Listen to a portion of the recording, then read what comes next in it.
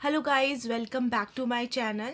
Recently अभी मेरी delivery हुई है और डिलीवरी के बाद ये मेरा पहला वीडियो है।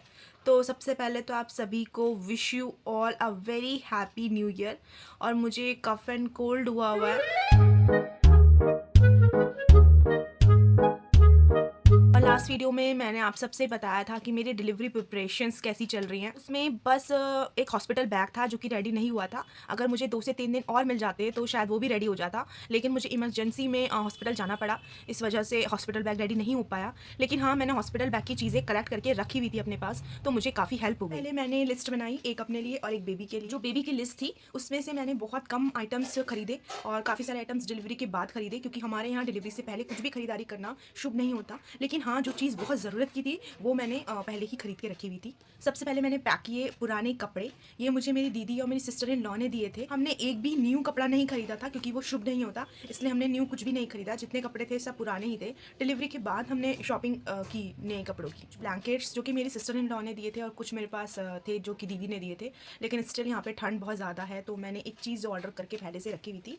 वो ये है जो कि मुझे बहुत काम आ जाती है। ये इसमें बेबी को अच्छे से रैप कर लो, ये काफ़ी गर्म है। ये भी पुराना है, तो स्टार्टिंग में जब तक छठी नहीं हुई मैंने ये यूज़ किया। जब छठी हो गई उसके कुछ दिन बाद तक मैंने न्यू वाला निकाला, और अभी जो मैं यूज़ कर रही हूँ वो मैं मस्टर्ड पिलो यूज़ कर रही हूँ, जो कि मैंने डिलीवरी के बाद मंगाया। सर्दियों का मौसम है, इसलिए मिटन्स, बूटीज़ और कैप की बहुत ज़रूरत पड़ी मुझे। मेरी मम्मी ने वुलन कैप्स बनाए। नैपीज़ ये मेरी दीदी ने मुझे दी थी। ये घर की बनाई हुई नैपीज़ हैं, लेकिन ये यूज़फुल तब हैं जब समर्स हों।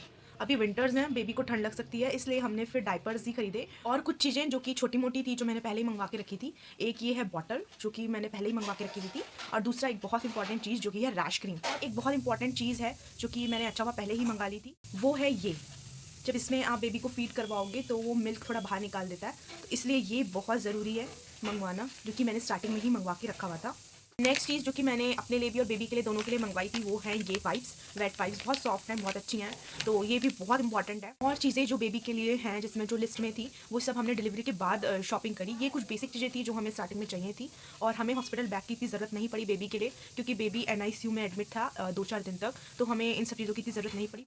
अब मैंने अपना बैग भी रेडी नहीं किया था, पर मैंने लिस्ट बनाई हुई थी, जिसके वजह से मुझे बहुत हेल्प हो गई हॉस्पिटल बैग को रेडी करने में, जो कि मेरी मम्मी ने किया था। मुझे बहुत ज़्यादा खांसी और जुकाम हो रहा है और बेबी को ना हो जाए, इसलिए मैं थोड़ा सा बेबी से अभी डिस्टेंस पे हूँ, और इसलिए मैं वीडियो शूट भी कर पा रही हूँ, क्योंकि मुझे टाइम तो मिलता है नहीं पूरा दिन। आज थोड़ा कफ एंड कोल्ड है, इस वजह से बेबी से थोड़ा दूर हूँ, तो इसलिए मुझे टाइम मिल गया। और रूम की हालत बैकग्राउंड बहुत बेकार आ रहा होगा, क्योंकि पूरा कमरा ऐसे फैला पड़ा है। भी बहुत ज़्यादा सर्दियों का टाइम है, और डिलीवरी भी जब सर्दियों में हूँ तो चीज़ें बहुत ज़्यादा बढ़ जाती हैं आपको हॉस्पिटल ले जाने के लिए। तो फिर हमारे भी काफ़ी सारे बैग हो गए थे। ऐसा लग रहा था हम ट्रिप पे जा रहे हैं हॉस्पिटल में। पहले तो सारे डॉक्यूमेंट्स और रिपोर्ट्स आपके पास होनी चाहिए, और आपकी आधार कार्ड या पैन कार्ड कोई भी ID आपके पास होनी चाहिए, क्योंकि वहाँ पे नेक्स्ट चीज़ जो मुझे लगा हमें कैरी करना चाहिए हॉस्पिटल में, वो ये मैटरनिटी डाइपर्स हैं, जो कि मेरे लिए बहुत हेल्पफुल रहे स्टार्टिंग में। हॉस्पिटल वियर मैंने पहले ही नाइट गाउन वगैरह वुलन के मंगवा के रखे हुए थे, और कुछ वुलन के कपड़े मैंने मंगवा के रखे हुए थे, जो कि मुझे बहुत हेल्पफुल रहे। और इनर वियर्स भी मुझे ऐसी खास ज़रूरत नहीं पड़ी, लेकिन मैंने मंगवा के रखे हुए थे। और सॉक्स एंड कैप बहुत ज़्यादा ज़रूरी है अगर विंटर में डिलीवरी हो रही है तो। एक ड्रेस मैंने रखी हुई थी होम रिटर्न के लिए, जब मैं बेबी के साथ आऊँगी तो मैं क्या पहन कर आऊँगी, लेकिन ये सपना भी बस ऐसे ही रह गया। बेबी अलग दिन आया, मैं अलग दिन आई। और बाकी टावल, स्लीपर्स, ये सब बेसिक नीड हैं जो कि बहुत ज़रूरी है हॉस्पिटल बैग के लिए। सर्दी का टाइम है, इसलिए ब्लैंकेट भी बहुत ज़रूरी है आपके लिए भी, और आपके साथ जो रहेंगे उनके लिए भी, तो हमने ब्लैंकेट भी मंगवा लिए थे। मास्क और सैनिटाइज़र ये भी बहुत ज़रूरी है रखना। और फ़ोन एंड चार्जर, और डिलीवरी के बाद फ़ोन नहीं देते हैं, मुझे भी नहीं दिया था, फिर भी मैं थोड़ा थोड़ा यूज़ कर रही थी। और टूथपेस्ट एंड ब्रश अगर अलाउ करते हैं फैमिली वाले तो करना चाहिए, वरना मैंने तो माउथ वॉश रखा था क्योंकि ब्रश वगैरह नहीं करने देते। और ये किट मिली थी मुझे हॉस्पिटल से, जिसमें आपका टूथपेस्ट एंड टूथब्रश और शैम्पू और साबुन, ये सब चीज़ें। इस किट का बिल्कुल भी यूज़ नहीं हुआ, ये ऐसे ही मेरे पास रखी है। हॉस्पिटल में केटल होती है, लेकिन वो सब लोग यूज़ करते हैं, और इसलिए मैंने अपनी एक अलग केटल मंगवाई थी घर से। और वाटर बॉटल थर्मोस्टील वाली, जिसमें पानी गर्म का गर्म रहे, वो भी मैंने मंगवाई थी। इस वीडियो में मैं आपसे बहुत कुछ शेयर करूंगी अपनी प्रेगनेंसी के बारे में, तो बेल आइकन आप लोग ज़रूर प्रेस कीजिएगा, ताकि आने वाली वीडियो की हर अपडेट आप सबको मिल सके।